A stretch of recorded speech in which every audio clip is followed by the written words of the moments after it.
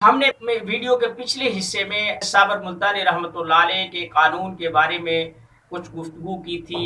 یہ اسی کا ایک ملحقہ حصہ ہے جس میں اسے بیان کیا جا رہا ہے تاکہ ویڈیو زیادہ لمبی نہ ہو۔ یہ اس پہلی ویڈیو کا یہ تتمہ ہے یا اختتامیہ ہے۔ صابر ملتانی رحمۃ اللہ علیہ کا فارماکوپیا ایک صفحے میں ہے، ان کی تشخیصات ایک صفحے میں آ گئی، کہ معالجات کی تشریح ایک صفحے میں آ گئی۔ انہوں نے بالکل 6 کیٹیگریز میں پورے جسم کو چھنی کی طرح چھان کر رکھ دیا۔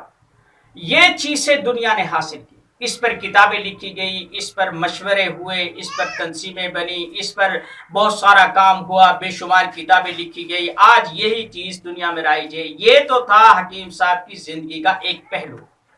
اصل جو پہلو تھا وہ یہ تھا کہ میں یہ چاہتا ہوں، جو ان کی خواہش تھی وہ کسی وقت میں بحوالہ آپ سے شیئر کروں گا، کہ وہ کہتے تھے کہ میرا جی چاہتا ہے کہ میں اپنے قانون کو، اپنے نظریے کو قرآن کریم کی کسوٹی پر پرکھوں۔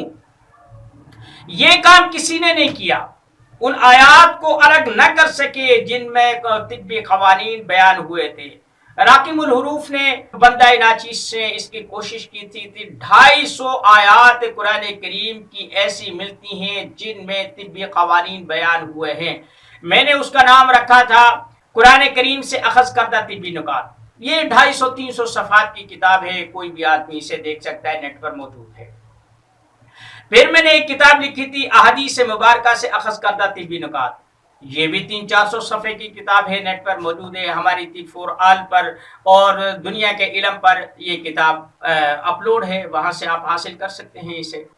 میں نے اللہ کی توفیق سے 50 سے اوپر طب پر کتابیں لکھی۔ میرا اصل موضوع ہے طب نبوی۔ میں نے سیاستہ سے اور شیعہ سنی جتنی بھی اس بارے میں روایات تھی ان کو جمع کیا، ان کی تخریج کی، انہیں ترتیب دیا، ان پر کتابیں لکھی، ان پر تشریحات لکھی۔ یہ تقریباً 50 سے زائد کتابیں ہیں، ہماری ویب سائٹ پر یہ اپلوڈ ہے۔ اب جو سوچنے کی بات ہے وہ یہ ہے کہ اس پہلو کو کیوں نظر انداز کیا گیا۔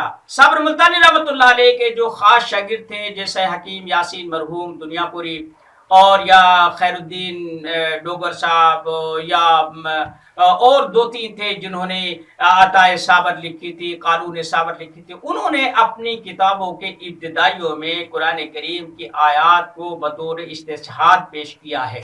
یہ بہت اچھی روش تھی، لیکن عام لوگوں نے اس طرف توجہ نہیں کی۔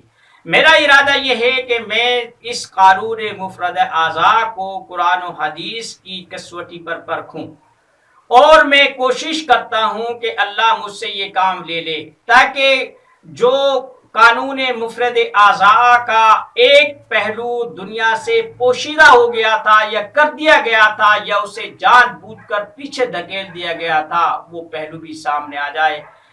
میں آپ لوگوں سے بھی دعا کی درخواست کرتا ہوں، خود بھی اللہ سے مانگتا ہوں، اللہ اس چیز کو میرے ہاتھوں پائے تکمیل تک پہنچا دے گا۔ خداوانا الحمدللہ رب العالمین۔